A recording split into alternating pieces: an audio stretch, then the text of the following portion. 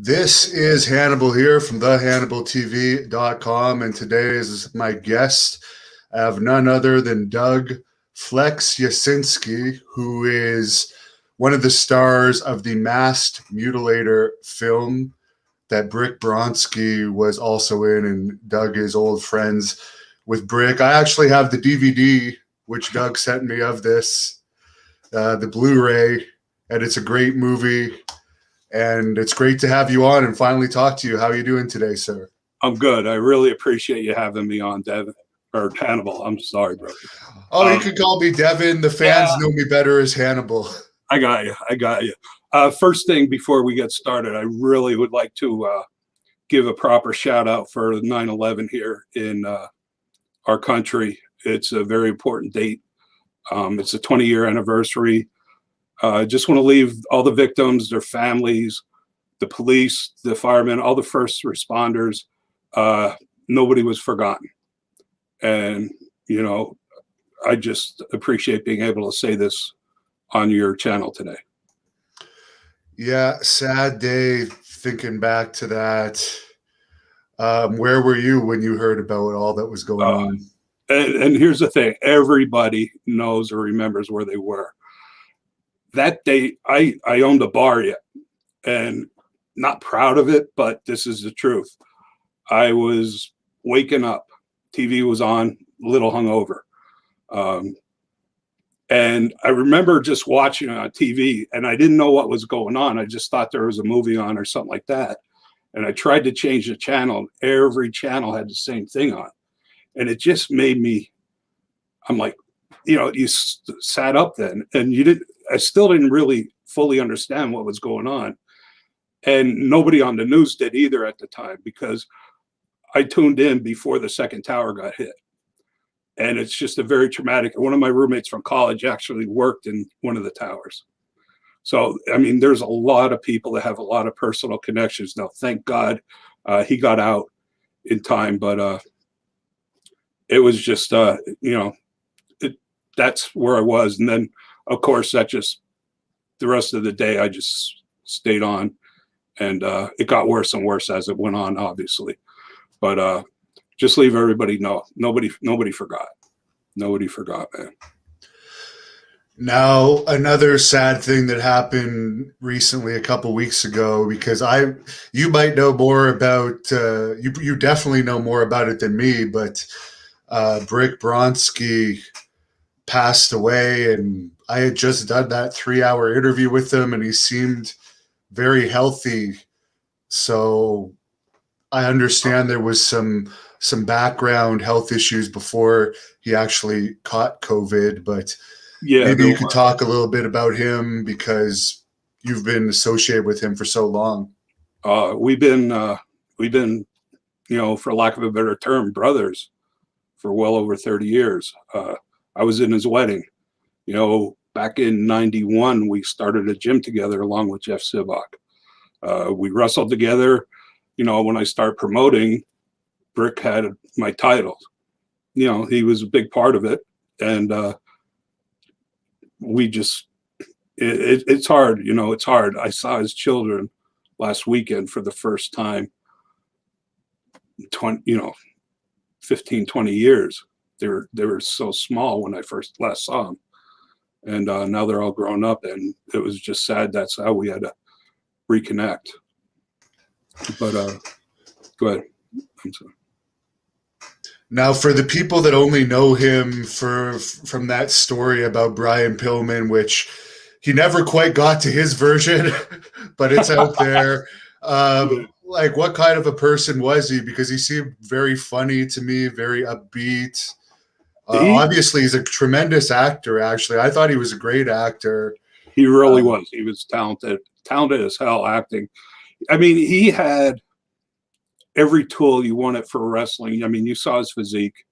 He obviously has the gift of gab, to put it mildly. And his acting, yes, he was phenomenal. You know, The Masked Mutilator was also his directing debut. But you saw the movie. If people haven't seen it yet, you know, for his directing debut, it was a blast. I mean, he was great. He starred in it.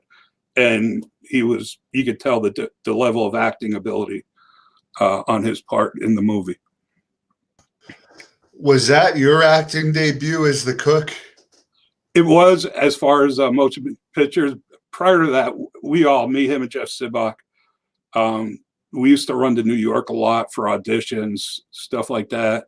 I stopped doing it. It's, from where we lived in Pennsylvania, it's like a 5, 6, 7 hour day to run for them to see you for 30 seconds. But yes, this movie was my acting debut as well. And it was fun because we brought the wrestling atmosphere, especially back in the early 90s, onto the set. Some funny stories. Well, I don't know if you want to call them funny, but they started filming before my part got there.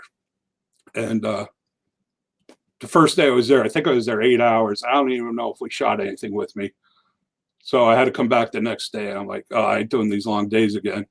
And, so we were in the wrestling business back there. So the next day I brought a cooler full of beer.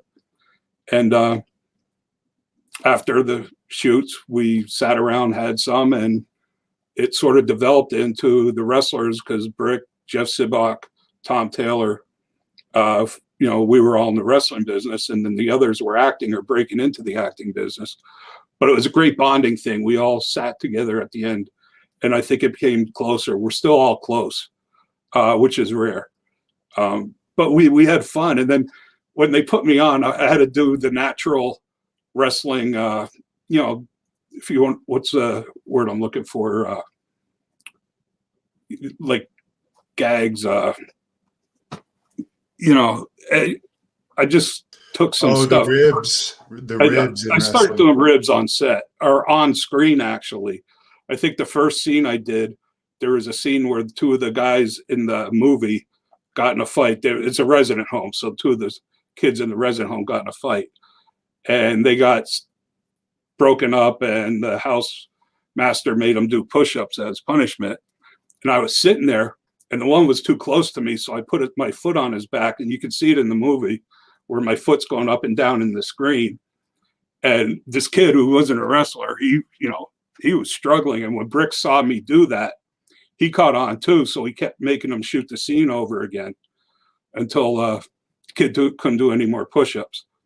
So that was one rib. And then another scene, they had me in the background washing dishes while Brick and Jeff Sibbach were having a heated discussion at a table. And I had pretending to do dishes, and somehow I got a potato masher in my hand. So you could see me scratching my butt a little right between their faces. They didn't know what was going on. So just having fun with it. The cool part about the movie that I didn't fully realize until I watched it is you actually shot it in the 90s.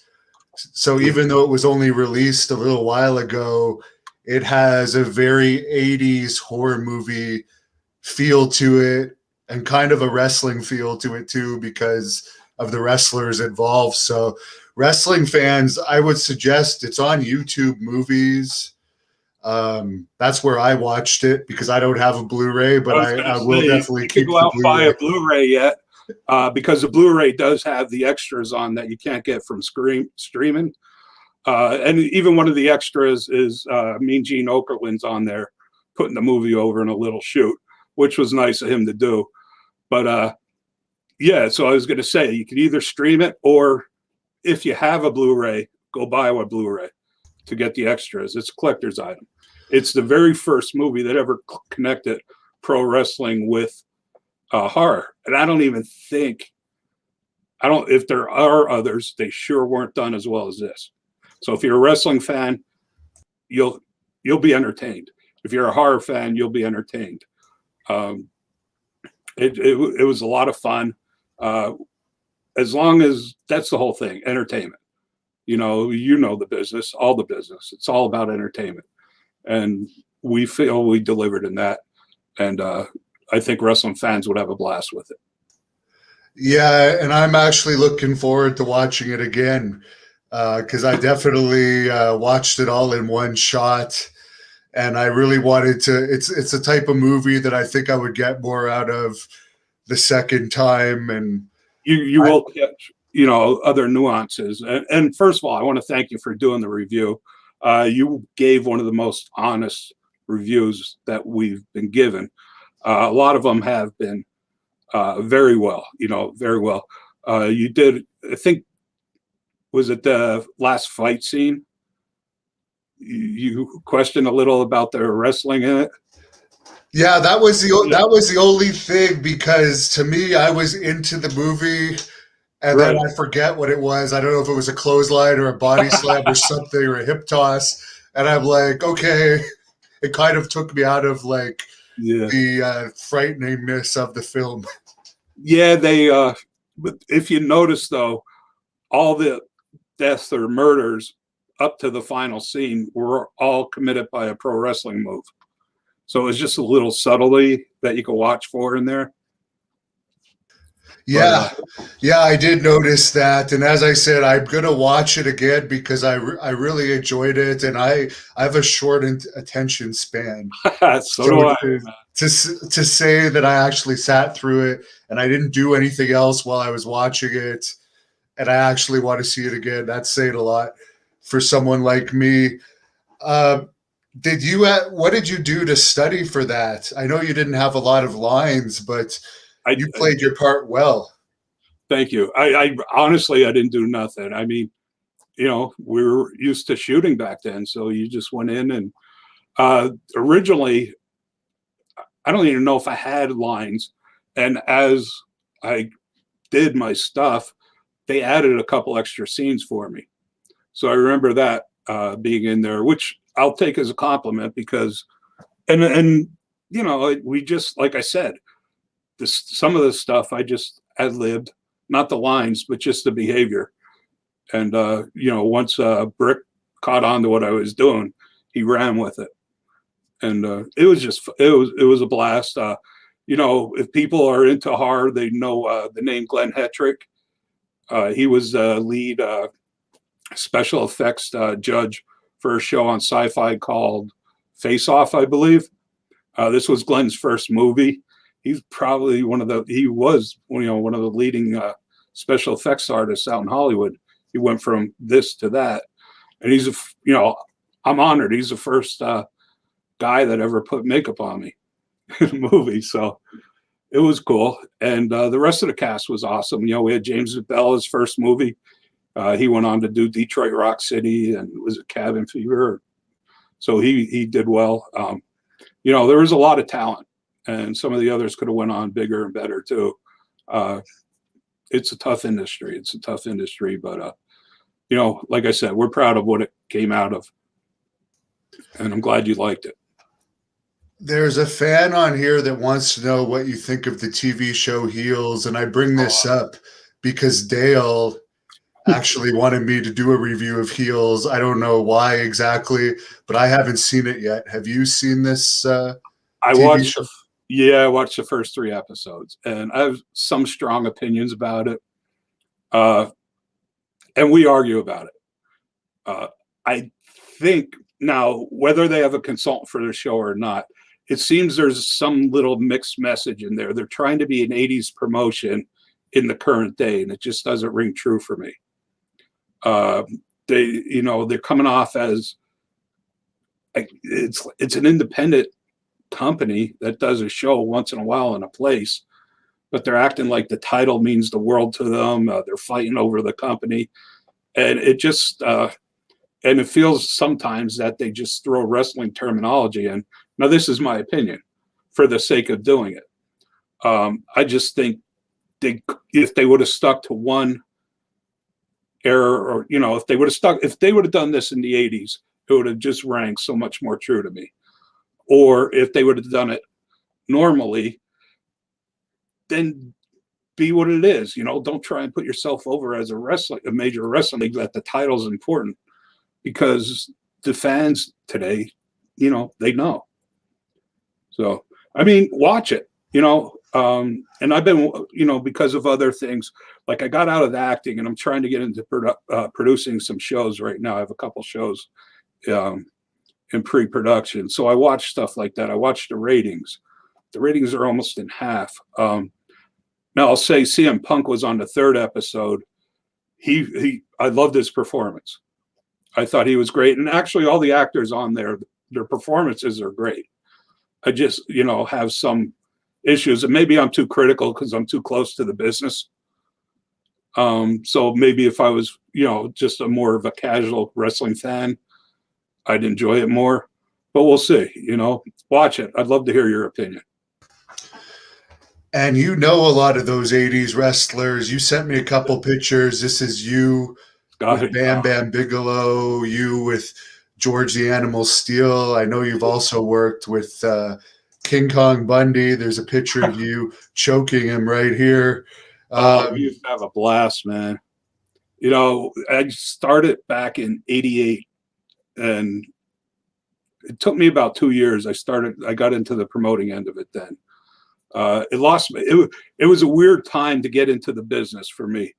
I was such a mark, but I didn't know, I wasn't a sheet reader, so I didn't really know the nuances of the business. How the territories work. And at that time, Vince was in the process of squashing the territories. So I'm getting in the business as, you had, I think Portland might have been running yet, Calgary, Tennessee, and maybe World Class. It was like the time that Jarrett was taking over World Class. So you had very limited options, and none of them were paying you. And being on the East Coast here, business was thriving. So the East Coast was almost like its own territory at that time. There were so many shows and you got paid well. And I don't know, I think I might have sent you a picture of my first photo shoot. I was juiced up. I ain't gonna lie. And I was a big man. So what happened was my first shots, Dick Worley, the old WWF referee, ran a couple shows, and I got booked with him, with the guy that trained me. So we went out there and just blew the place up because I just ended up working with this, Larry Winters, Beach Boy Larry Winters was one of the guys that trained me. So I went out there for my first 2 matches, and it was easy. It was great. We went 15, 20 minutes. There you go. I was gassed up. So I looked the part. And what happened off of that was pretty remarkable, because back then too, the East Coast Indies were using a ton of names. Bigelow, everybody from Bigelow, Iron Mike Sharpe, Ken Patera, Big John Studd was on shows. I mean, all these guys, Bundy, and I started getting booking because of my size with all the promoters on the East Coast, because even though nobody knew who I was, they could book me, like Don Drake. I think it was my 5th match ever. He gave me the gimmick as American Patriot before Del Wilkes. So, and I didn't use a mask. I used face paint and stuff. But, my 5th match, I'm working Nikolai Volkov in the main event in front of thousands of people. And the funny part was, back then you still had separate locker rooms. So Nikolai was the first guy, I didn't even know him. I didn't even meet him before we got in the ring. And he's, the ref came over, and it might have been Worley, might have been somebody else, and he's like, Nikolai wants to know, can you work? I said, yeah, thinking I could. And he's like, okay, he's going to call it in the ring. Never happened to me before.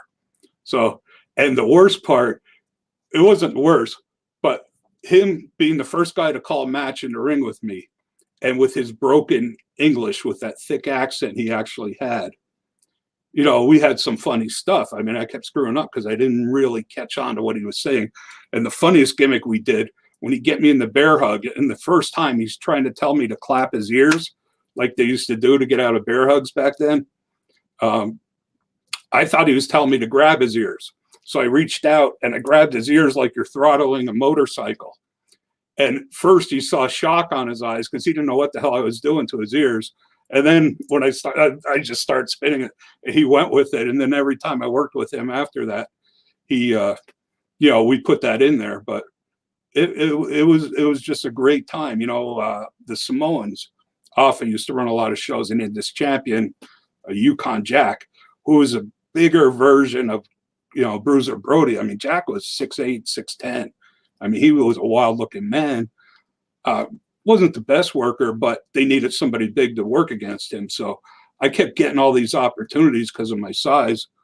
And, it was just a great learning experience.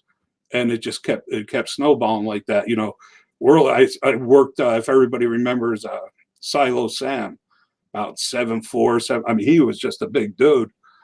So Dick Worley and a couple other promoters that used him would book me against him because, I could get 5 minutes out of him. So it was just a good time. I mean, my first 2 shows, then territories back then, and you hear horror stories from Mick Foley, Steve Austin, Undertaker, they were breaking in around the same time. And they told you they slept in their car. They were making $30 a night. And, my first payday, they handed me $200. I worked a double shot on the weekend, and between gimmicks and my pay, I made $500. And that's what the pay was back then for, and it was nice. I mean, I don't know if the guys today even make that for their career. The industry changed. Yeah, one thing that I've noticed is like I've been in the industry for 20 years, and independent wrestler pay has overall remained the same. It's actually gone down from the 90s. Oh yeah. I mean, now you're lucky if you get $150 for a match. Well, I mean, do some of the other guys around here on the East Coast, there's so much, and that was part of the, down too. Everybody and their brother start opening a wrestling school and putting on their own shows. And, some of them guys make $10. I was fortunate enough that I think this is a standard still like $3,000 to get in.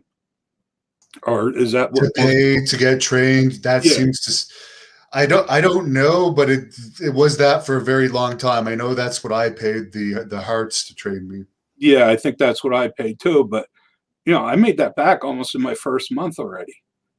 Because there was just so many shows. You were doing double shots back then.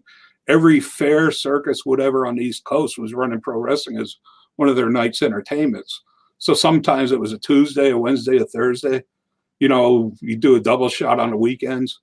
And it was cool. It was like, it was the same, such a good core, even the undercards, the great people you meet. I mean, Doug Stahl, my brother, Julio De Niro, Reckless Youth, Mike Quackenbush. I mean, the undercards were so talented. Some of these guys should have been bigger stars in the industry. But it was just a great time. I wish some of the fans today had access. I mean, I couldn't tell you the first time I worked for under 1,000 fans. It took a long time before I got to a house that had less than 1,000 people in it back then. Yeah, people will try and say there's a wrestling boom going on now, but in the 90s, when the Attitude Era was going on, especially, I remember going to independent shows that were packed, and it's really hard to draw an independent crowd these days unless you're bringing in multiple name talents, whereas back then you could get away with 1 or 2 names. You could pack the place. Yeah, but a lot of them even did. I mean, I ran shows when I started promoting. I remember one show I had Coco Beware in, Georgie Animal Steel, Jim Cornette came in,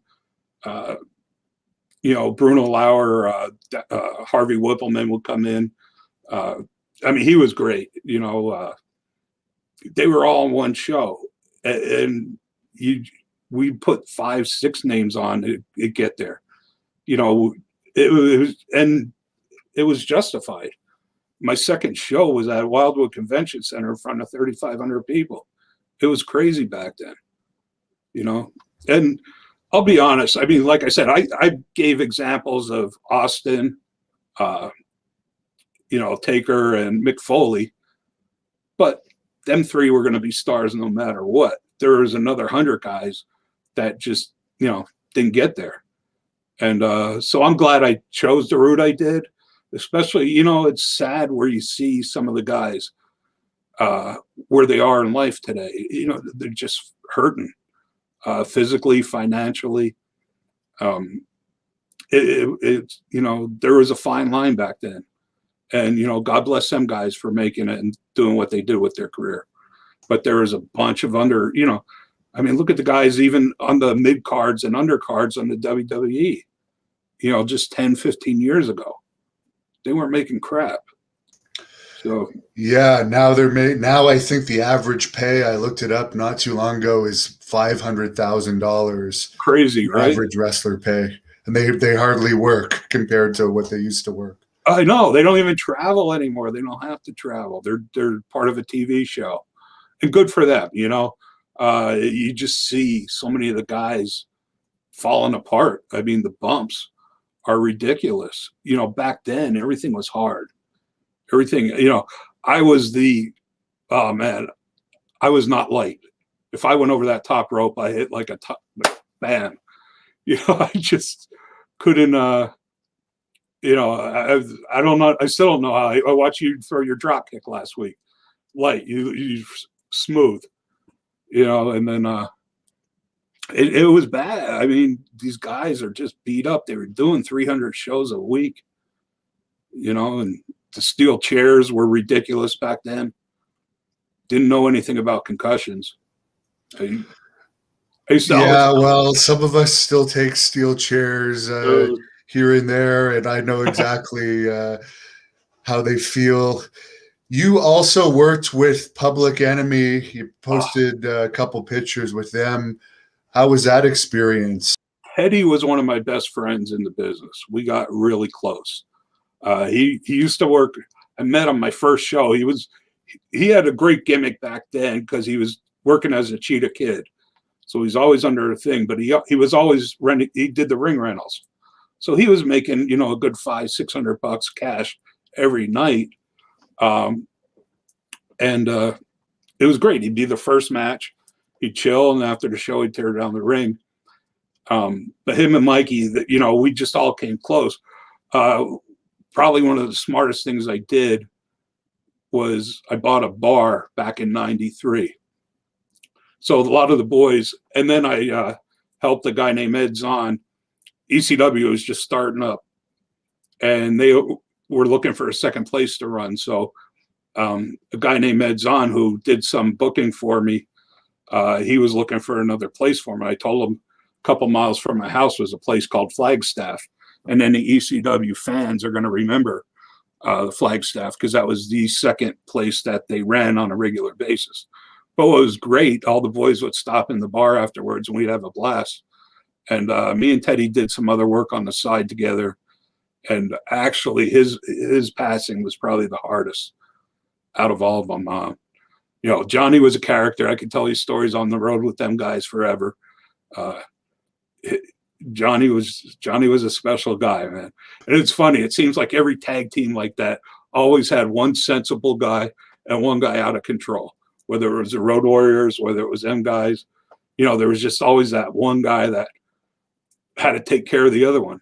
And, you know, it just, you smile when you think about the stuff, you know, them pictures on the road. I mean, it was just some crazy, crazy days back then, you know, that just, you know, unfortunately, and I understand the business is different now, you know, them days aren't coming back. So it's involved. As long as the people, you know, if the boys are making a good killing, understand there's less jobs out there, but, you know, good for them. You should be out there, brother. You know, you have way too much potential. I could just see you back in the day working Bigelow, Bundy, 911, all the boys. You would have had a blast. Well, I appreciate that. Another guy you were friends with and you actually tried to do a pilot with related to his bounty hunting is Steve Blackman. Yeah. I know the fans are going to remember. How did you become friends with him? And could you tell us about that bounty hunting show?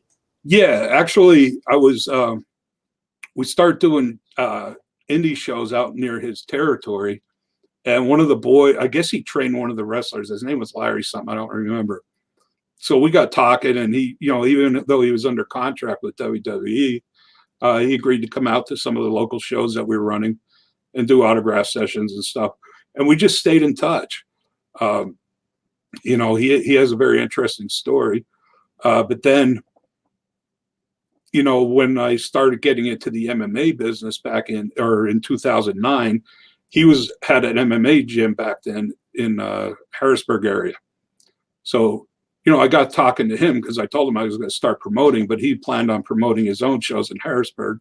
But we just start working together, not promoting shows, but just, you know, feeding each other info and fighters and stuff like that to help go. And then we just stayed in touch. And then, you know, like I said, from the acting, I tried to get into the production and more of a creative guy. And he always used to tell me he started when he got out of the wrestling, he became a bondsman. But what was cool about it is if somebody jumped bail on him, he didn't call bounty hunters. He went after him himself, and he took some of the pro MMA fighters with him. You know, so I always thought that was such a better show than watching Dog and his family chase these nickel and dime drug pushers. You know, Steve was going, I mean, he cracked me up, called me at 2 a.m. He was taking somebody's RV for collateral because they bailed his son out. So he's driving an RV home. He had to bail another guy out, and he took all their farm animals as collateral. So, yeah, that's a great story. His wife's doing the dishes, and cows are walking by their pool out in the backyard. So we just stayed in touch, and then I hit him up. You know, I think he actually had the original idea of doing the reality show. As a matter of fact, I know he did. And then, you know, we talked, and the people he originally was with just didn't deliver. So I told him, I said, I got some contacts in the industry. I'll at least, you know, let's go and see if I could get it sold for you. So we went to a lot of the heavy hitters in the industry. Probably the biggest thing was he wanted to do reenactments, and they wanted it live. And it just sometimes he didn't feel like sitting on 5 weeks till something popped up, you know, and that's what it would have taken. And then I actually, you know, got another idea and it was actually after watching your interview with David Schultz. And I'm thinking, wow, would it be a great show to have Schultz and Blackman together as bounty hunters? You know, I mean, they would be entertaining as hell because they're very both opinionated, unique people in the same industry. But, you know, that just never materialized. So if anybody here is watching, has any connections in the TV industry, you know, if you like the idea of Steve Blackman and Dr. Death, David Schultz doing some bounty hunting on TV, and I know it would be entertaining, you know, hit up Hannibal. He could get a hold of me, and let's have some fun. And of course, you mentioned it in this that you became an MMA promoter after wrestling. I think this might be my favorite picture of you. Wonder why. How was that transition? That was interesting. Because actually I stopped promoting wrestling back in 2004. You know, it was just the indies were dying out. You know, return on time, you know, you just weren't getting the money back at the time. So I'm thinking 2009, they made MMA legal in Pennsylvania. And so I called my old promoting partner, Jeff Sibbach, and said, let's try MMA. I didn't have a clue, man. That is at least 100 times more work involved promoting and doing a show, MMA show, than putting on a wrestling show. I was clueless. I didn't know the industry. And but we grew it.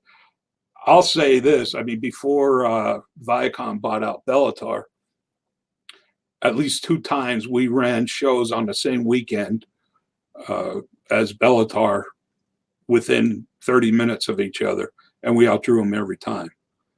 You know, so it was just a great time. You found some great fighters. And MMA fans out there, you know, support your local MMA. You know, that's where it all starts. You get such a great experience. And the fighters, you know, I have some strong opinions on the MMA industry too, as I do in the wrestling industry. One of my biggest pet peeves are, I shouldn't even say it. everybody crying that the UFC fighters are so underpaid. And then about a month ago, one kid on YouTube sold 1.5 million pay-per-views, and 2 UFC champions, a Diaz brother, along with 7 other UFC fighters, sold 500,000. 10 UFC's finest sold, you know, they got outdrawn 3-1 by one person. So, you know, what they do, yes. They try and compare it to boxing. Boxing pay-per-views, that's a one-person draw. You know, if Mayweather's on there, is that not on there? Is anybody buying any of them other fighters? You know, that's why them boxers on top get the money they get, because they're the only ones that need to get paid. Yeah, that's definitely been a controversial topic recently. And there is actually a boxing match tonight that the Tank Abbott is going to be on this channel doing a live reaction video to. Tito Ortiz versus Anderson Silva. Is that on your channel? I'm not going to be airing it, but Tank Abbott wants to do, like, we're going to air him commentating basically what he thinks of the fight. I saw that. I'll just ask you, what do you think about that fight?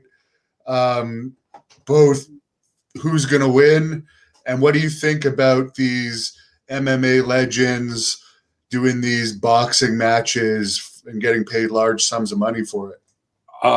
Well, are they getting paid large sums though? I know, like, who just did fought the one Paul brother, Tyrone Woodley. Yeah, so he made a good payday. I'm sure he made more, but you know, good for them. You know, as long as they, you know, he's never going to get another one, is he? I mean, on that level. He said he's trying to, but it doesn't look like it. Well, does the world need another rematch? You know, the Paul brothers don't need that. Tonight's, I'm intrigued, you know, to be honest. What I would like to see them done is, since both Ortiz and Silva are from the MMA, leave them use MMA gloves, but in boxing rules. You know, just how, you know what I mean? Put a little more emphasis on it if they're going to do that. Yeah, it should be interesting. Then there's Vitor Belfort taking on Evander Holyfield. Wow. What do you think's going to happen in that one? Oh, man. It's first of all, what Vitor is going to show. Is it going to be the jacked up one or the one that gets tested?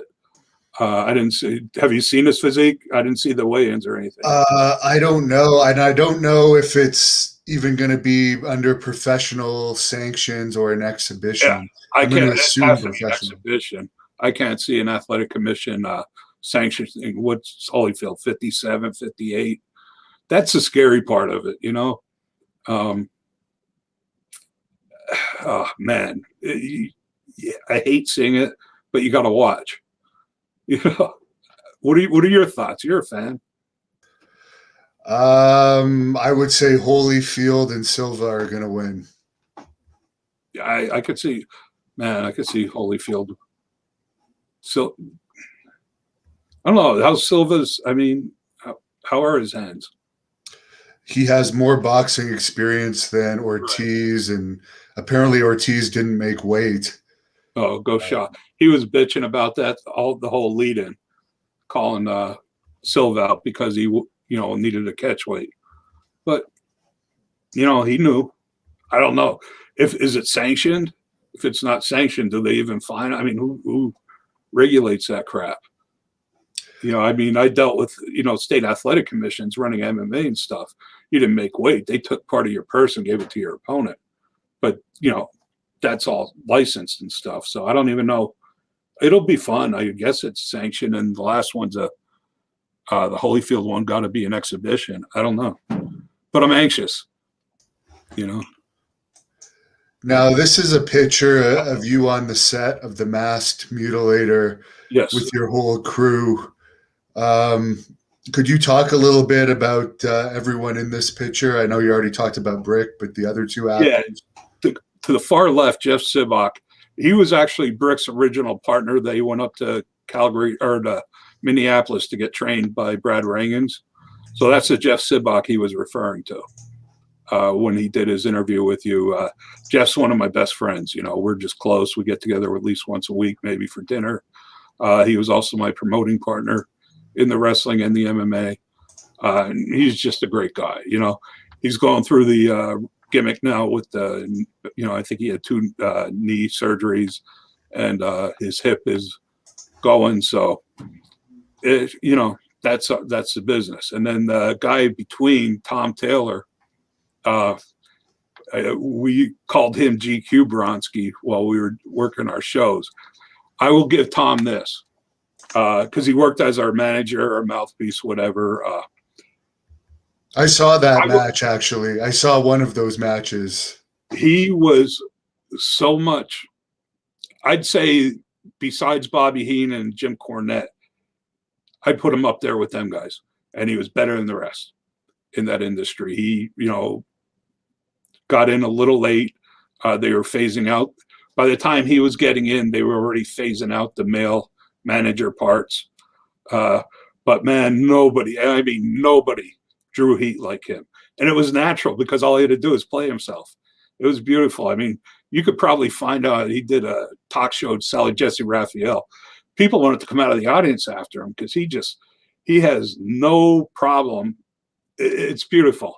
You know, one of his great lines, I always crack up. He's like, when I got out here, I knew I'd be better looking than any guy in the place, but I didn't think I'd be better looking than all the women too. And it's just, I mean, Tom just, he's a heat magnet. It's hard to explain. I don't know if some of his work's up, the wrestling work's up on YouTube or not, but check it out if it is. You know, he was just phenomenal. He just, you know, it's like a lot, you know, even the timing's bad. You're phenomenal what you do. You know, I watch. But, you know, the air is different. But you still, man, how do they not give you a gig, man? I don't know, but I'm glad I have the YouTube. But yeah, for the blonde haired guy, he definitely had potential and the look. Yeah. And I was wondering why he didn't make it myself. After watching him as both the manager and in the movie, he did a great job in the film as well. I thought he would have made it bigger. I think wrestling is going to need to do to get the mainstream fans back, because right now, yeah, there is a second company and everything, but they're not really bringing the old fans back. They're just more catering to the smart mark type That's fans. It. You know, I don't know if they could bring it back anymore, to be honest. Not to that level. I mean, think about the Monday Night Wars, you know, the ratings were 8 or 9. Each company was getting that. So a combined 17. And now, you know, when they're hitting 0.5, the numbers don't lie. You know, the people that are there, they're probably going to always stay there. They just lost the core audience. Because, you know, and you got to remember back in the 80s and stuff, there's a lot of people that still thought they were seeing real fights. You know, it's a whole different, it's a different industry. You know, they're evolving, they're trying to evolve, and they are evolving the industry to keep it afloat and for the guys making the money. But is it gonna? I mean, you know, I just can't see the people coming back. There's, you know, would you go to a magic show if you know how the magician does all his tricks? I mean, he's got to be a hell of a performer to entertain you at that point. Is there any match of yours from your wrestling career that stands out to you as your favorite? Wow. I had fun. I had some, and there were so many, you even forget about them. And you know, when I started promoting early on in my career, I stopped pretty much working for other people, except, you know, Ted Petty tried to get me into ECW. We did a little 6-man gimmick, me and Public Enemy against Pitbulls and Stevie Richards. You know, we just tore up bloody, had a good time. I mean, it's hard, you know. I mean, it was just an honor to get in the ring with the Nikolai Volkoffs, the King Kong Bundys, and the friends you made. You know, when I was trained, Larry Winters, he said these are you're lucky, if you have 5 friends in this industry until it's done. And when you think, man, we had so many more, it's hard. I mean, and we used to have fun. I mean, Bundy, one of the funniest stories, like when I worked, and as a promoter, I always put over the talent. You have to go over, you're obviously the most talented person on your shows by a mile. But we had enough talent that I didn't have to do that. I was like that stepping stone. But I had fun with these guys, I remember one time King Kong Bundy, he was always busting my ass about shit because he got pissed off. We took the belt off of Brick, put it on Bundy, and he didn't like, because we did interference. We were hitting Brick with chairs and shit like that. So Bundy's like, what the hell? I got to do all this to freaking get over on this guy. So he always reminded me of that. And then one time we were working, he kept saying, I'm going to squash you and all this shit. I'm like, kept warning him, don't try that 5 count shit on me. I'm kicking out. And I had him so worried that I was going to try and kick out after 3 that it might have been the first time he ever cradled anybody in the ring to pin him. But it was just, it was cool shit, like Silo Sam. It was tough working with that guy. I had to pin myself because he totally blanked out and forgot the end of the match. So I grabbed a chair, I climbed up. He was so tall, I couldn't hit him in the head with the chair. So I climbed up on the top rope, jumped off, hit him with the chair. And on the way down, I grabbed him and left him fall on top of me to pin me. It was the only way I could get him over at that time. But it's just, it's so many, we had a blast. It's different. It's different, brother. And what was your favorite town to wrestle in? They all were. We, man, we ran this one up in Connecticut. We ran a soccer stadium, indoor soccer arena. We had a lot of fun. But I'm promoting, so whatever made the most money was my favorite town at the time. But what was great up there, and another thing, like independent promoters, I used to get the boys' hotel rooms and stuff like that, just little perks. And they were worth it. But, we used to party. I remember keeping George Animal Steel up till like 4 a.m. he had a 6 o'clock flight. And the people I had taken him, took him to the wrong airport. And he had to then rebook a flight, and it took him at least 13 hours to get from Pennsylvania to Florida. He was so pissed, which was funny. But just, it's like the old, once the newness of the business wears off and it's about the money, that's where that was your favorite at the time. Of course, I fully agree with that. And if fans want to follow you online, we know you've got a Facebook page. Where else can they follow you? Right now, I'm on Instagram and Twitter. I'm not too active on that. And I try and I got some stuff coming up as far as, I'm trying to develop a couple TV shows, docuseries, dramatic series.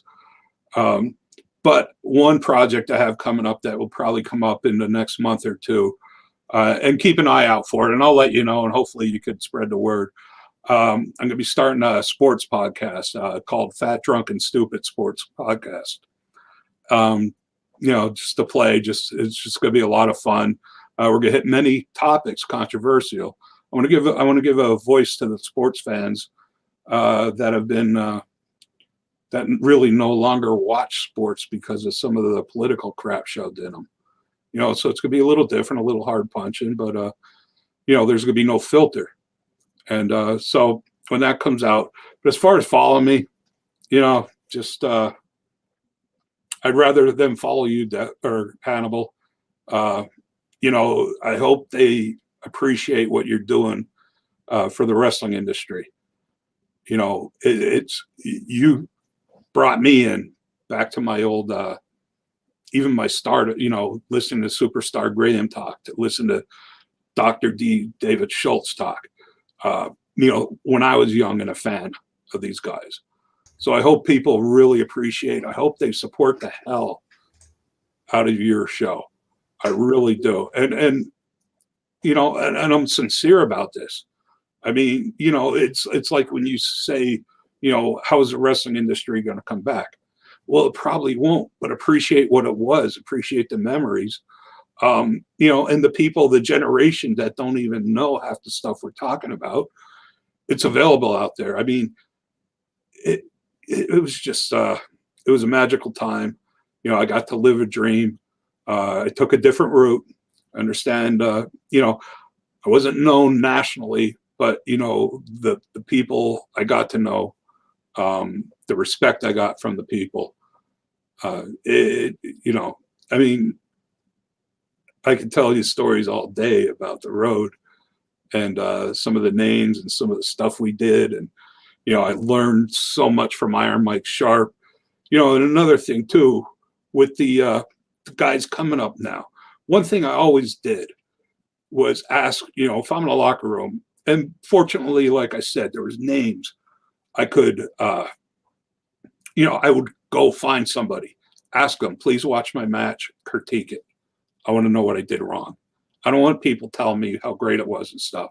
Is there something I could do? One of the first lessons I learned was Iron Mike Sharpe. That guy, and you had somebody on your show, and I can't remember who it was talking about even if you did a job, you got yourself over. And one time I'm ready to go out of the locker room, and I hear Mike Sharpe was in the ring. He's coming in, he's screaming, and I thought there was a riot out there, you know, and luckily I was close enough or far enough away from the door, because he kicked that open, it would have tore me in half. And he still screamed until that door closed. And I'm like, ah. So anytime, if I had to do a job after that, man, I'd be pissed off if I lost. I would go through the crowd. I would throw shit all the way back to the locker room. And it just kept you, you know, people remember that shit. So, you know, now everybody thinks they're doing great work, you know, learn, even in today's industry, you know, get somebody with more experience, ask them to watch. One thing that I hate seeing these days, and I'll just throw it out there, is like when the wrestlers shake hands and it's a heel and a baby face and they like show sportsmanship and all this crap. It's like everybody knows what wrestling is. Yeah. Like we want to see something different than what we're going to see in MMA. Like, what the hell is this? I like that idea of if you lost, you should be mad about it. You shouldn't be bowing down as a heel to respect just to get the smart mark pop from the crowd. But I mean, there was ways back then. Like back then, one of the biggest things were battle royals. So you always worked twice. Every show had a battle royal on it. And I learned quick. I got injured in one of my early battle royals by somebody really green who was thrown over the ropes. And they stuttered. They like stopped. And I knew they weren't going over the top rope. He froze. So I had to like stop and physically throw him. And my knee buckled. And I'm like, screw this shit, you know? So after that, I learned if I wasn't in the final of the battle royal, if I was like down one last 2 or 3, I wouldn't even get in the ring until there was 1 or 2 people left. I'd work the crowd, build the heat, never get in, and then I'd slide underneath and jump people because I never got eliminated. And if I wasn't going to be in the final, I'd find out whoever I worked that night, grab them, we go over the ropes and we'd brawl all through the arena, and people would remember, you know? So there's ways, psychology. Is there, I don't watch today's product. Is there psychology left like that? I don't really watch it either. I can't even really make it through the 3-minute highlights. But before we go here, there's a bunch of fans, because you mentioned Iron Mike Sharpe, that want to know further stories about him. There's all these stories of his him like washing himself for hours after the shows. Are those true? Yeah. Well, he, first of all, I think it was the first time I saw him. I walked in a locker room because back then they had the separate, so the heels and the faces were in one. I walked in and I'm like, wow, that's Iron Mike Sharpe. And he had one of them wheels with the handles on. I remember Bob Backlund did a whole 60 minutes of that one time. He's in the locker room for like 50, 60 minutes doing that. He has a match. I'm like, what the hell is this guy doing? he was after his match, he'd have one of them bands. He'd just be he'd work out 2 hours in the locker room, an hour before the match, an hour after. And then apparently he'd be in the shower forever too. I didn't get that close to the showers or take notice, but I heard stories. But I'll give you another quick, if there's Iron Mike Sharpe fans out there. One time, it was Battle Royal. I think it was Fuji off of the Wild Samoan and Mike Sharpe get me in a corner. And they're taking turns. They're holding me, and Fuji lays on some chops. I'm like, all right. Then he grabs my arm and off a freaking starts laying in chops. And after you take like 10 in a row, they're hurt. And these guys, you know, I'm a rookie. They're laying them in. And then I heard Mike Sharpe screaming, my turn, my turn. And he starts turning that big leather forearm thing around. And I'm like, no way am I taking these. So, you know, did the thing I could only do. I gave him the low blow and eliminated myself. I dropped him because I couldn't take another. I sure as hell wasn't taking his forearms after taking 10 straight chops. So that was, he went down. It's like, oh, I'm like, it was just, oh man, we had fun. He was like that, like his laugh. I could hear his laugh. I had issues. I had heat with Jules Strongbow back in the day. We had some fun at his expense. And I said something in a locker room one time that, and I don't want to bring it up. I haven't seen that guy in over 20 years. And he probably don't remember. Well, maybe he does. But I remember I said something, and you can see Mike Sharpe like bite his lip, and he walks out the door down the hall, and you hear, ah, ah, ah. He was laughing the same way he'd scream. I mean, it was just beautiful. You know, so there's some good Iron Mike Sharpe stories. Yeah, he sounds like he was quite the character. Yeah, man, he was a strong, tough dude. He really was. I was in. Go ahead. I'm sorry. Oh no, you can continue. No, you can, for no, sure. I was just bringing out. I'm like thinking like even strong. I mean, I've already been press slammed by Big John Studd. I mean, that guy just. I was 300 pounds, and he just picked me up like a feather. And I remember Ken Patera's swinging neck breaker just ragdoll you. I mean, there were some legit beasts back then. They were grown men with some real strength. And Mike was a strong guy too. You know, back then, man, them guys, everybody on the card looked like the wrestlers should have looked, you know. I remember, when you start getting years down, the small, you go to somebody be training all these wrestlers that are on the card. And nothing would piss me off more than you hear some guy in the crowd. Hell, I could beat that guy up. And I was like, well, yeah, you can, And I got a good Mick Foley story for you if you want to hear it. Sure, yeah, of course. And he might not admit it, but maybe he will, and the only reason I'm bringing it up, I saw his documentary on A&E, and they were talking about, obviously when his ear got lopped off because he used to hang himself in the ropes. And I think Ric Flair said on there he got it from Dory Funk, but Dory used to use his ankles or something like that. But this is back, oh, geez, I want to say 90, 91. Mick just got out of WCCW. He was down in Texas for a little bit. So we were doing an indie show. We weren't working together, but we were like the last 2 matches. And we're standing there watching these other matches, and there was this guy, Johnny Rebel. I'll never forget him. He looked like an old greaser guy. And he did that in the ring. But I didn't think he did it on purpose. And maybe he did, maybe he didn't. He was just an awkward guy. But he hung himself. And Mick's like, that's cool. And I said, I don't think he did that on purpose. And ever since then, Mick started doing that gimmick. So, will he admit it? Is that true? I don't know. But I remember we were just talking, watching. We saw the guy do that.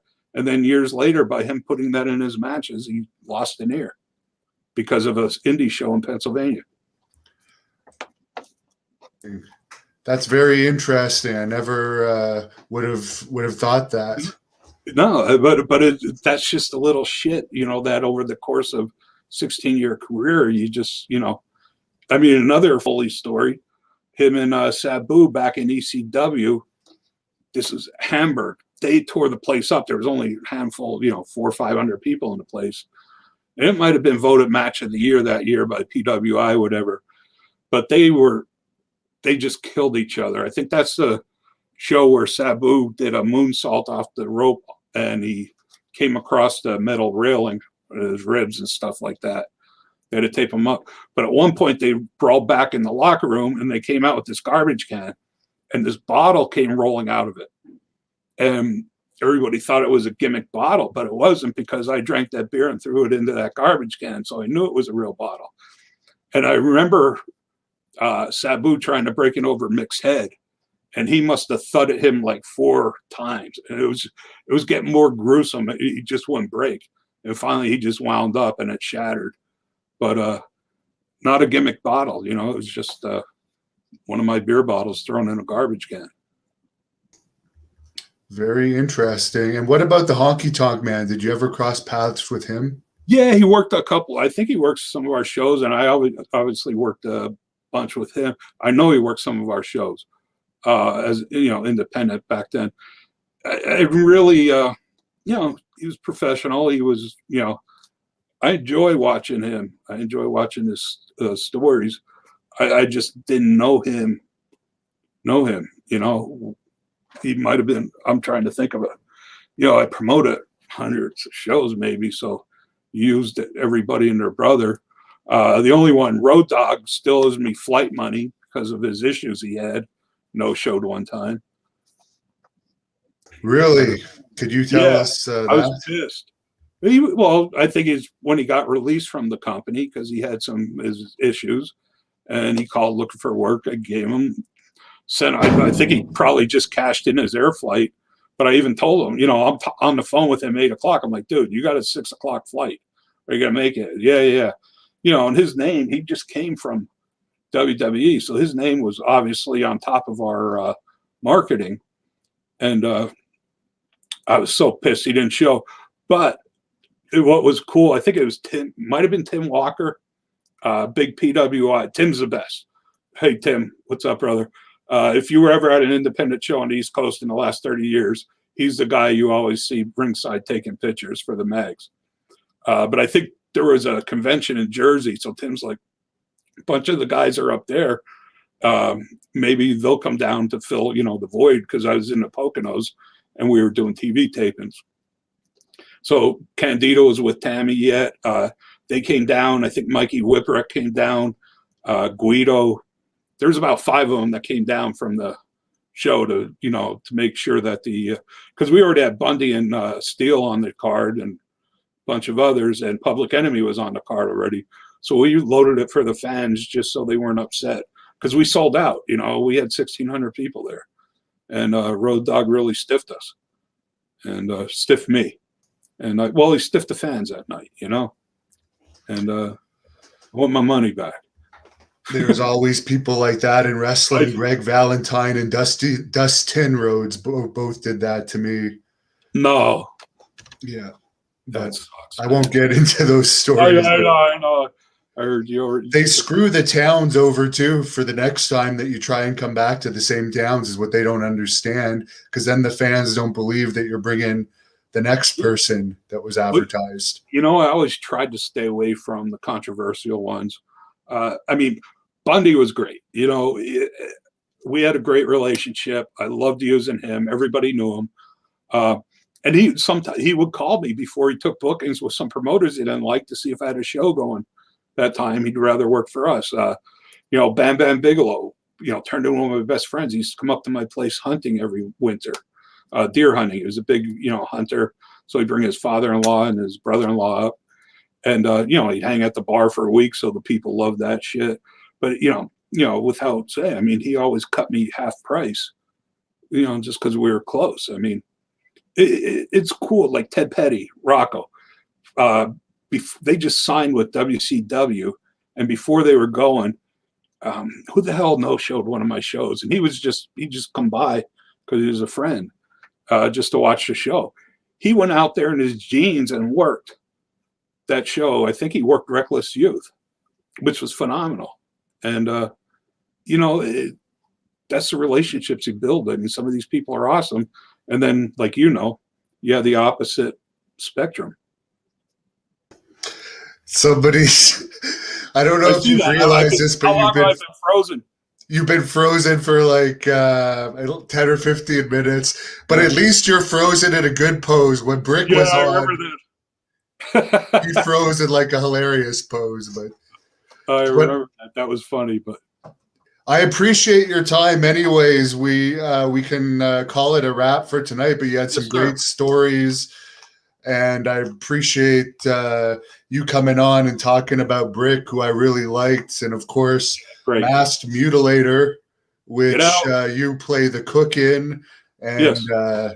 very good movie. People can order it on YouTube Movies and Hey, Amazon. I actually put the link to the trailer in the description and I for think people if that you, want to find out more about it.